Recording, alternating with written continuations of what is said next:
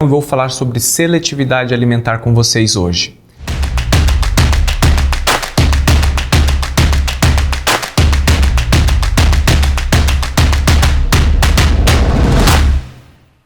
É importante que, antes de mais nada, eu diga que não só como médico vivenciei e orientei muitos pacientes seletivos, restritos, com outros transtornos alimentares, mas eu também vivenciei a seletividade alimentar dentro de casa e de uma forma até um pouco exacerbada.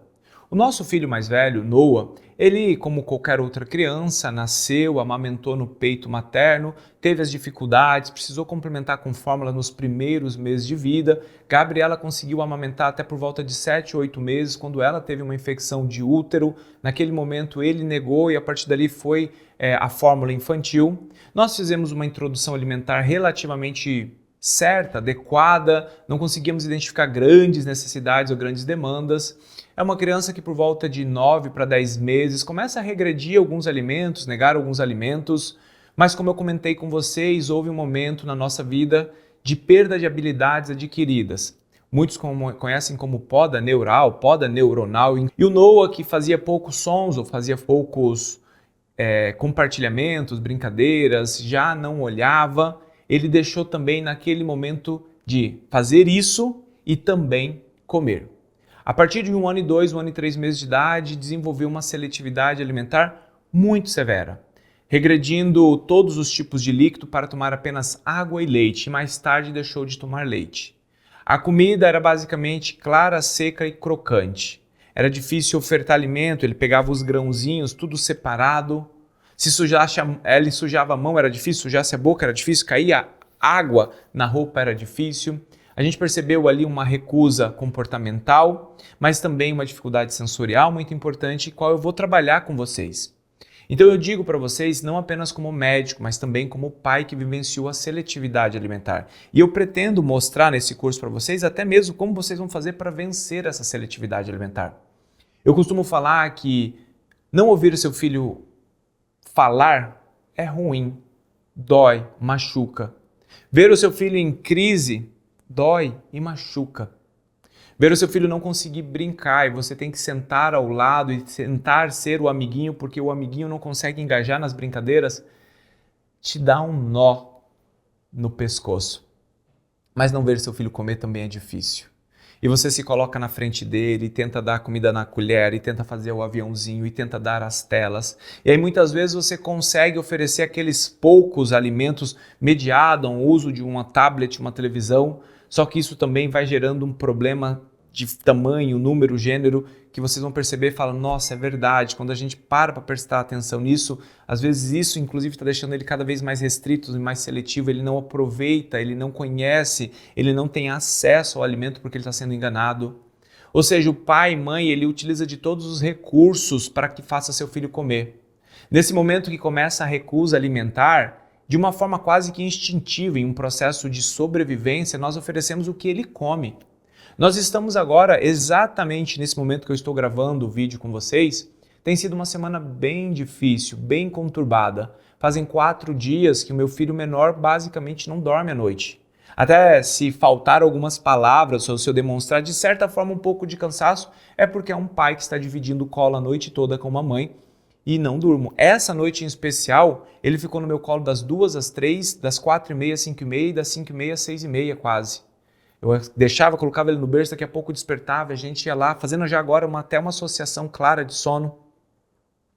E a gente percebe que nesses períodos que os nossos filhos estão doentes, nós oferecemos aquilo que pode. Ele está com uma herpangina, está com a boca cheia de afta, não quer comer a comida de sal, tem 4 dias que não almoça, a gente começa a dar as frutas, já não está aceitando todas as frutas. Ontem ele estava comendo pão, croissant doce, não com doce, mas media luna, e biscoito de maisena.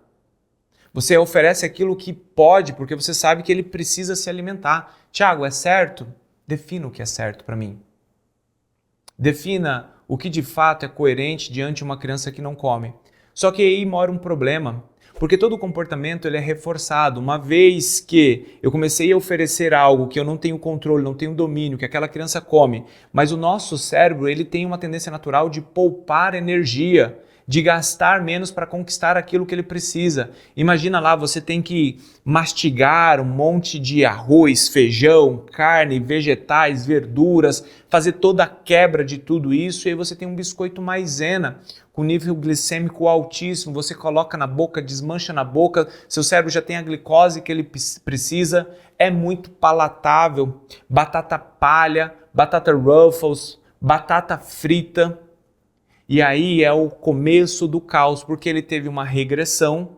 Nós não entendemos muitas vezes o que fazer nesse momento, como conduzir na alimentação do nosso filho, e aí esse momento a gente oferece tudo que não deveria oferecer, mas sem data final. Porque agora que eu estou com meu filho doente, hoje que ele já está no melhor de todos os dias, é o último dia, acabou, não dá. Não dá para eu continuar oferecendo algumas coisas que eu sei que vai influenciar para que daqui a pouco ele tenha uma restrição alimentar. Então é importante que a gente tenha muito sabedoria nos processos. Tiago, e como é que eu vou ter sabedoria nos processos se eu estou começando agora? Ah, mas eu já estou com filho seletivo. Calma, eu vou te ajudar. O primeiro e passo mais importante é realmente a gente resgatar o início. Resgatar os hábitos de alimentação saudáveis para um bebê. Então isso é importante. Vamos oferecer um leite. Qual que é o melhor leite para a criança? É o leite materno. Na impossibilidade do leite materno, o que nós vamos oferecer? Fórmula infantil. Na impossibilidade de fórmula infantil, o que nós vamos oferecer? Composto lácteo. Na impossibilidade de um composto lácteo para crianças menores de 1 ano, a gente, como médico, a gente não recomenda leite UHT, o leite de caixinha, leite de pacotinho tipo A. Então é fórmula infantil ou leite materno até o 1º ano de vida. Depois disso, é muito importante que a gente mantenha a qualidade do leite, mas também o processo alimentar. A introdução alimentar que acontece ao 6º mês de idade e que às vezes nós vamos corrigir a depender se eu tenho um paciente prematuro, o neném nasceu 2 meses antes, ele não vai comer com 6 meses, ele vai comer com 8 meses. A gente faz a correção, a gente faz o ajuste cronológico do seu tempo real, o seu tempo de marcos de desenvolvimento. E nessa introdução alimentar é importante que cada um vai escolher o seu meio, né? Vou fazer BLW, vou fazer participativo, vou fazer uma forma que eu ofereço mais o alimento da criança, mas é importante que a gente não liquidifique, não triture, que a gente não processe esse alimento, que a gente deixe a criança tocar, experimentar, desenvolver toda a parte motora, sensorial, levar os alimentos à boca. Porque uma criança que faz uma boa introdução alimentar e tem um bom acesso a um leite, amamenta, imagina amamentar, tente, eu sei que é difícil amamentar, os números não ajudam quando nós falamos de amamentação, mas amamentar tem toda uma parte de sucção, parte de mastigação, de deglutição. Quando você amamenta, você fortalece a musculatura. Eu poderia dizer que se você é mãe de um bebezinho ou que está aí grávida, amamentar vai ajudar com que o seu filho fale. Ouça isso mais uma vez. Amamentar vai fazer com que o desempenho de fala do seu filho seja melhor, pois é na amamentação que nós temos muitos músculos envolvidos da boca e da língua, músculos esses que depois serão utilizados para a fala.